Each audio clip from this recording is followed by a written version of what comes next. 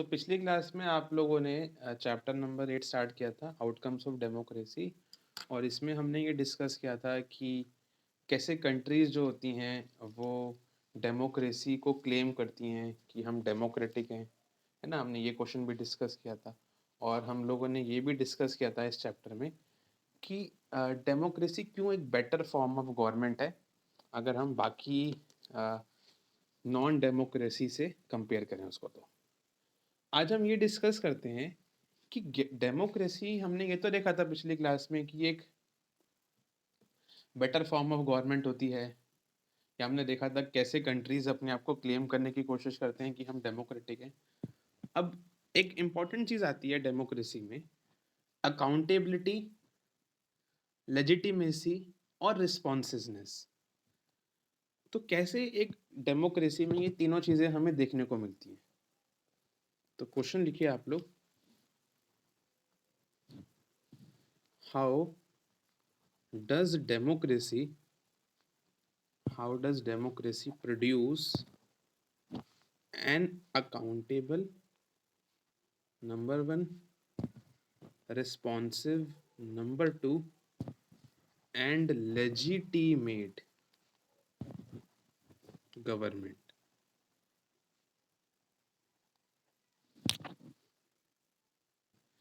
हाँ जी, तो मैं बता रहा था ना आपको कि कैसे डेमोक्रेसी में अकाउंटेबल, रिस्पॉन्सिव और लेजिटिमेट गवर्नमेंट बन जाती है। देखते हैं, अकाउंटेबिलिटी से स्टार्ट करते हैं। अकाउंटेबिलिटी का मतलब क्या होता है? अकाउंटेबिलिटी ना बहुत हद तक ट्रांसपेरेंसी की तरह होती है। तो अभी हम देखेंगे थोड़ी देर बाद ट्रांसपेरेंसी क्या होती है, वो भी काफ़ी इंपॉर्टेंट है। अकाउंटेबिलिटी बहुत हद तक ट्रांसपेरेंसी पे डिपेंड करती है। कैसे? देखिए, अकाउंटेबिलिटी या ट्रांसपेरेंसी का मतलब बेसिकली होता ये है कि सिटीजन जो होते हैं ना, उनका गवर्नमेंट के डिसीजन मेकिंग करने में बहुत बड़ा रोल होता है। अकाउंटेबिलिटी का ये मतलब होता है सिटीजन जो होते हैं देश के, वो गवर्नमेंट के डिसीजन में पार्टिसिपेट कर सकते हैं। ये अकाउंटेबिलिटी है। मतलब सपोज करिए कि आपकी गवर्नमेंट कुछ काम कर रही है आपके लिए। अब वो काम क्या कर रही है वो आप उससे पूछ सकते हैं। सपोज करिए गवर्नमेंट कहती है कि भाई हमने आपके लिए स्कूल बनवाए देश में, तो आप पूछ सकते हैं उससे कहाँ बनवाए, दिखाओ ज़रा। तो एक एक हमारे पास ना गवर्नमेंट ने हमें एक राइट टू इंफॉर्मेशन, आरटीआई का नियम दिया हुआ है देश में। उसको आप फाइल करके चेक कर सकते हो और गवर्नमेंट आपको पूरी इंक्वायरी देगी कि मैंने यहाँ स्कूल बनवाया, ये मैंने काम किया। ये अकाउंटेबिलिटी में आता है कि मतलब देश के नागरिकों के पास पूरी पावर है गवर्नमेंट के डिसीजन में पार्टिसिपेट करने का, नंबर वन। और देश के नागरिकों के पास पूरी पावर है कि जो गवर्नमेंट ने काम किया है उसको चेक करने का। इसी को अकाउंटेबिलिटी बोलेंगे हम लोग। नॉन डेमोक्रेसी में अकाउंटेबिलिटी नहीं होती। आप गवर्नमेंट के डिसीजन में पार्टिसिपेट नहीं कर सकते, ना गवर्नमेंट के कामों को चेक कर सकते। आप नॉर्थ कोरिया जैसे देशों में, पाकिस्तान जैसे देशों में जो गवर्नमेंट काम कर रही है, जैसे मैं आपको एग्जांपल दे रहा हूँ नॉर्थ कोरिया का। वहाँ क्या है, जैसे सपोज करो गवर्नमेंट ने सोचा कि भाई हमें कोई अ, एक डेवलपमेंट के लिए एक बड़ा सा हाईवे बनाना है। ठीक है, तो गवर्नमेंट ने कहा हम हाईवे बनाएंगे। अब वहाँ के सिटीजन्स उस प्रोसेस में पार्टिसिपेट नहीं कर सकते। पार्टिसिपेट कैसे नहीं कर सकते भाई? कि अगर गवर्नमेंट आपसे कोऑपरेशन चाहे कि भाई हम ये ब्रिज बना रहे हैं, तो यहाँ पर ब्रिज बना सकते हैं, आप लोग की अनुमति है, आप कुछ बोल सकते नहीं हो उनके खिलाफ। आपको प्रोटेस्ट करना है तो आप प्रोटेस्ट नहीं कर सकते। आप अब जब मान लो गवर्नमेंट ने बिल वो बना दिया, ब्रिज बना दिया, तो आपको लगे कि हाँ भाई कुछ ना कुछ तो करप्शन हुआ है इसमें, तो आप चेक कर सकते नहीं हो। वहाँ पर कोई भी आरटीआई नहीं है। आरटीआई मैंने बताया ना, राइट टू इंफॉर्मेशन, एक हमारे यहाँ पर कानून है। उसके थ्रू गवर्नमेंट का कोई भी काम आप चेक कर सकते हो कि वो सही कर रहे हैं नहीं कर रहे। हमारे देश में क्या है, हम इसको कर सकते हैं। सपोज करो गवर्नमेंट ने कोई लॉ बनाया, आप प्रोटेस्ट कर दो जाके। हो सकता है गवर्नमेंट उसको मना कर दे लॉ को, चेंज कर दें। तो ये आपने पार्टिसिपेट किया ना, तो आप गवर्नमेंट के डिसीजन में पार्टिसिपेट कर सकते हो। आपकी बात सुनी जाएगी गवर्नमेंट के द्वारा और आप चेक भी कर सकते हो वो सही कर भी रहे हैं नहीं कर रहे हैं आरटीआई के थ्रू। तो ये अकाउंटेबिलिटी है। तो ये कार्टून दिखा रहा है कि जो गवर्नमेंट है, जो काम कर रही है, उस गवर्नमेंट के काम को लोग पूरा चेक कर रहे हैं। तराजू लोगों के हाथ में है। लोग चाहें तो तराजू को नीचे करें या ऊपर करें। तो ये है अकाउंटेबिलिटी का मतलब, आप चेक कर सकते हो गवर्नमेंट के कामों को और पार्टिसिपेट भी कर सकते हो। सेकंड हमारे पास है रिस्पॉन्सिबिलिटी या रिस्पॉन्सिवनेस। कैसे डेमोक्रेसी से एक रिस्पॉन्सिबल गवर्नमेंट बनती है। देखिए इसमें थोड़ा-सा प्रॉब्लम है। देखो होता क्या है कि ना, रिस्पॉन्सिवनेस का मतलब क्या है? रिस्पॉन्सिवनेस का मतलब है कि जो गवर्नमेंट है वो आपके लिए रिस्पॉन्सिबल है कि नहीं है? आपके प्रति वो अटेंटिव है कि नहीं है? जो आपके नीड्स हैं उसे वो फुलफ़िल कर पा रही है, नहीं कर पा रही है, वो उसकी रिस्पॉन्सिबिलिटी है। आपने गवर्नमेंट को बनाया किस लिए? आपकी नीड्स पूरी होएँ, जो आप चाहते हो वो उस इश्यू पे काम करे। तो जनरली तो एक डेमोक्रेटिक कंट्री में जो गवर्नमेंट होती है वो लोगों की नीड्स को पूरे करने की कोशिश करती है। आपकी नीड्स पूरी करेगी वो। बट जनरली देखा गया है कि ना, डेमोक्रेसी में थोड़े से लोग फ्रस्ट्रेट भी हो जाते हैं। कैसे? सपोज़ करो आपका कोई एक मोटिव था कि आपने गवर्नमेंट को वोट दिया कि गवर्नमेंट मेरे लिए ये करेगी। अब क्योंकि डेमोक्रेसी में क्या होता है दोस्तों, डेमोक्रेसी में बहुत लंबा प्रोसेस लगता है। कोई नियम कानून बनाना है गवर्नमेंट को। सपोज़ मैं एग्ज़ाम्पल देता हूँ आपको। सपोज़ करिए कि आपने गवर्नमेंट को वोट दिया कि गवर्नमेंट जो है आपको रिज़र्वेशन देगी। सपोज़ एग्ज़ाम्पल ले लेते हैं। आपने रिज़र्वेशन के लिए गवर्नमेंट से डिमांड करी। अब गवर्नमेंट क्या करेगी, उस पे सोचेगी पहले, कमेटी बिठाएगी, फिर गवर्नमेंट पार्लियामेंट में डिबेट करेगी, 10 बातें होंगी, तब कहीं जाकर वो पास हो सकता है। तब कहीं जाके वो पास हो सकता है। तो जो लोगों ने गवर्नमेंट को, अब आपको लगेगा कि आपने वोट दिया और गवर्नमेंट इतना टाइम वेस्ट कर रही है। तो थोड़ा फ्रस्ट्रेशन आ जाती है गवर्नमेंट से, थोड़ा लगता है कि गवर्नमेंट रिस्पॉन्सिबल ही नहीं है, जबकि वो काम तो कर रही है, बट क्योंकि डेमोक्रेसी में पूरे प्रोसीजर्स फॉलो करने पड़ते हैं। तो ऑल्दो डेमोक्रेसी में गवर्नमेंट पूरी रिस्पॉन्सिबल होती है, बट थोड़ा-सा वो फ्रस्ट्रेट कर देती है लोगों को, इतने लंबे प्रोसेस को फॉलो करने की वजह से। हाँ, नॉन डेमोक्रेसी में तो भाई कोई सवाल ही नहीं है कि आपकी नीड्स पूरी हो जाएँ। वहाँ तो गवर्नमेंट बिल्कुल अटेंटिव ही नहीं है आपके लिए, वो तो अपने हिसाब से काम करती है। तो सेकंड है रिस्पॉन्सिबिलिटी या रिस्पॉन्सिवनेस वाला पॉइंट। थर्ड आपका आता है लेजिटिमेसी। अब लेजिटिमेसी में क्या होता है? लेजिटिमेसी का मतलब ये है कि एक डेमोक्रेसी में क्या होता है कि ना, लोग लोग डेमोक्रेसी को बेटर क्यों मानते हैं? लोग डेमोक्रेसी को इसलिए मानते हैं बेटर क्योंकि वो चाहते हैं कि जैसे हम चाहते हैं हमें कोई रूल करे, वैसा ही होता है। नॉन डेमोक्रेसी में आपकी जो विशेज़ हैं, उसके अपोज़िट तरीके से गवर्नमेंट आपको रूल करती है। बट डेमोक्रेसी में यही तो फ़ायदा है कि जिस तरीके से, जिस रिस्पेक्ट में, जिस इंटरेस्ट में आप चाहते हैं कि गवर्नमेंट आपको अ, रूल करे, उस तरीके से रूल करती है। आप चाहते हैं कि आपको पूरी फ्रीडम मिले, लिबर्टी मिले घूमने-फिरने की, आपको मिलती है। आप चाहते हैं कि आपको कोई भी रिलिजन परफ़ॉर्म करने की लिबर्टी मिले, मिलती है। आप चाहते हैं कि आपको कोई भी पब्लिक प्लेस में जाने से रोके ना, वो आपको मिलती है। नॉन डेमोक्रेसी में ये नहीं होता। इसलिए डेमोक्रेसी में आपको लेजिटिमेट गवर्नमेंट मिल जाती है। ये हमें लिखना है। तो लिखते हैं हम लोग इस आंसर को। कैसे डेमोक्रेसी में, तो पहले हम लोग अकाउंटेबिलिटी पे बात करते हैं। Accountable government.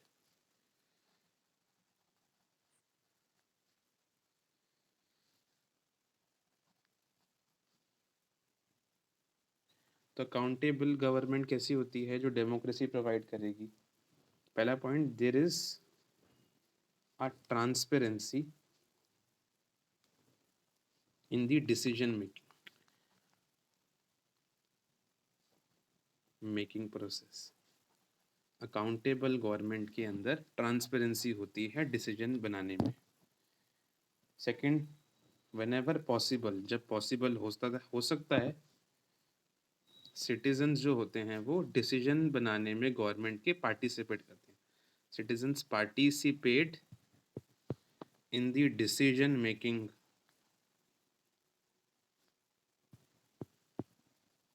thus it is government that is accountable to citizen। कि भाई डेमोक्रेसी में जब आप चाहो आप गवर्नमेंट के काम में अपना रोल प्ले कर सकते हो। जो गवर्नमेंट जैसा काम कर रही है आप थोड़ी उसकी हेल्प कर सकते हो, आप उसके डिसीजन में पार्टिसिपेट कर सकते हो। और आपके पास ये भी पावर है अकाउंटेबिलिटी में कि आप गवर्नमेंट के काम को चेक भी कर सकते हो। Citizens can know if the decisions are taken through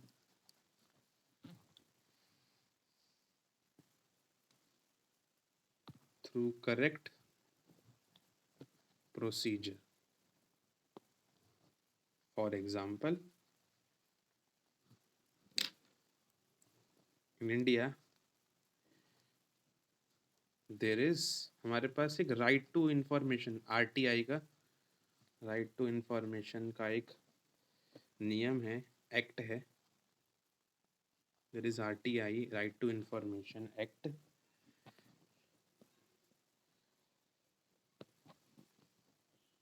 through which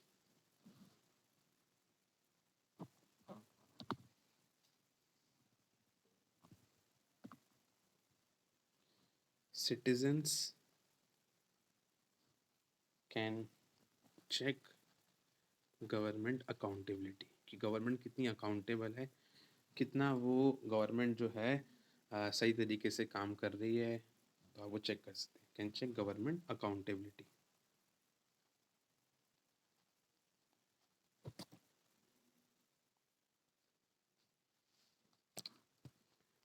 responsive government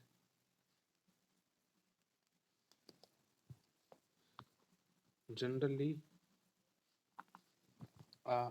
democratic government. अब डेमोक्रेसी में क्या होता है, जनरली ये डेमोक्रेटिक गवर्नमेंट लोगों की नीड्स पूरी करने की कोशिश करती है। जनरली ये democratic government is attentive to the needs पूरी करती है वो of the people and is free of corruption. But मैंने बताया जनरली होता ये है कि ये प्रोसेस थोड़ा सा लंबा हो जाता है। जब तक आपकी नीड्स पूरी करेगी गवर्नमेंट, वो बहुत लंबा प्रोसेस हो जाता है। But in practice democracy frustrate the people and ignore the demands of majority. क्योंकि इतना लंबा प्रोसेस फॉलो करना पड़ता है गवर्नमेंट को, तो हमें लगता है कि गवर्नमेंट तो हमारी नीड्स पूरी नहीं कर पा रही है। बट अगर हम नॉन डेमोक्रेसी से देखें तब भी वो बेटर काम हो जाता है। But non democratic government is also non-sensitive to people, sensitive to people। तो ये आपका हो गया रिस्पॉन्सिव गवर्नमेंट का आंसर। लेजिटिमेट गवर्नमेंट क्या होती है? In this regard democracy is better. Legitimacy के हिसाब से तो डेमोक्रेसी सबसे बढ़िया है। Democracy is better than other non democratic government. क्यों? क्योंकि लोग चाहते हैं जिस तरीके से हम चाहें गवर्नमेंट उसी तरीके से हमें रूल करे। It is people's own government.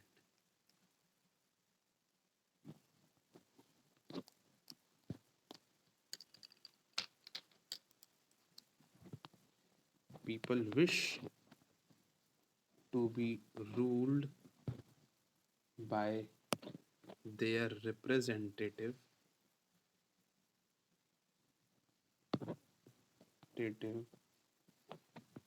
elected by them.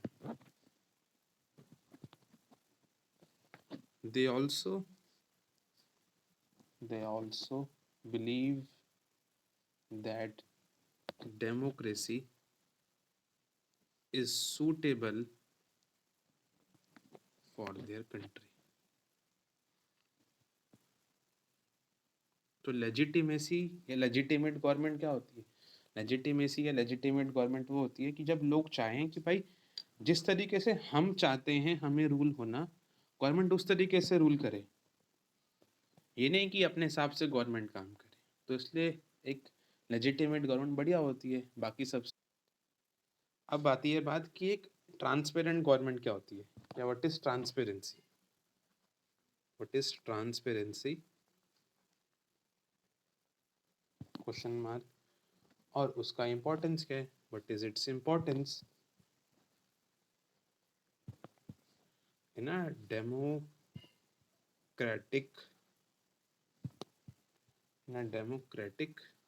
Government?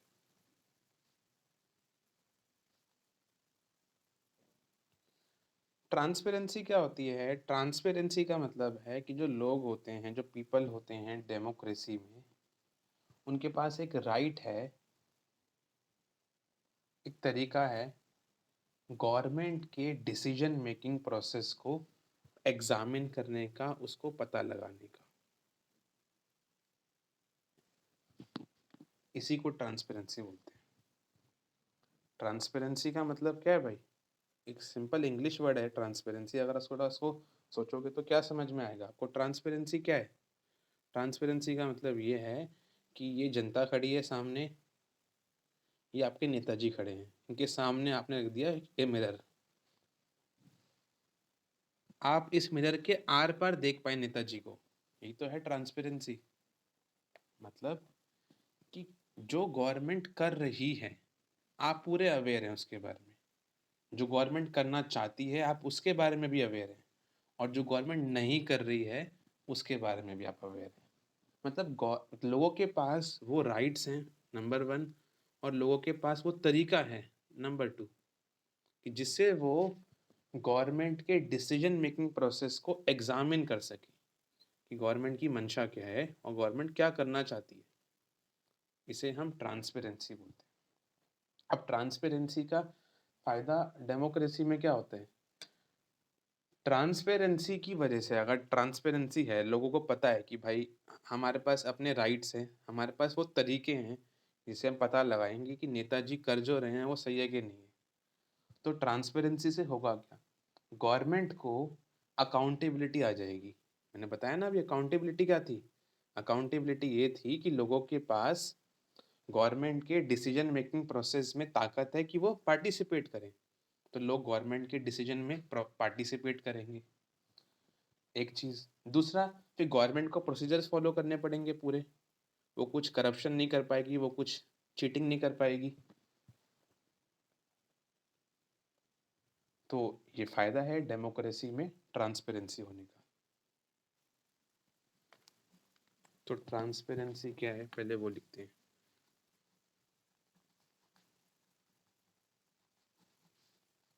In a democracy a citizen has the right, हमारे पास राइट्स भी हैं और हमारे पास वो तरीके भी हैं कि हम पता लगा सकें जो गवर्नमेंट के डिसीजन मेकिंग प्रोसेस है।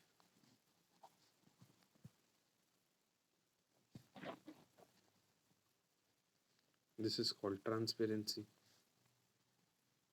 ये तो होता है ट्रांसपेरेंसी, कि आप अवेयर हैं, आपको पता है गवर्नमेंट जो भी कर रही है वो ट्रांसपेरेंसी है।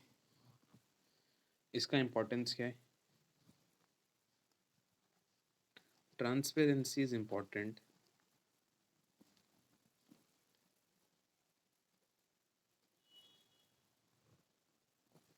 as it makes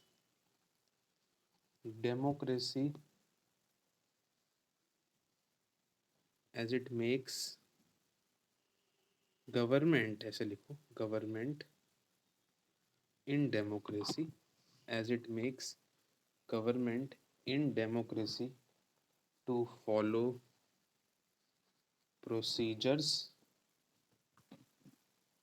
and is accountable to the people. Full stop. At the same time, at the same time,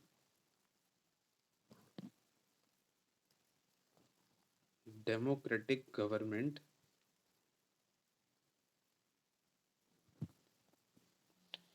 develops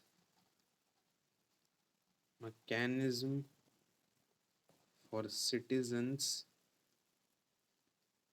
to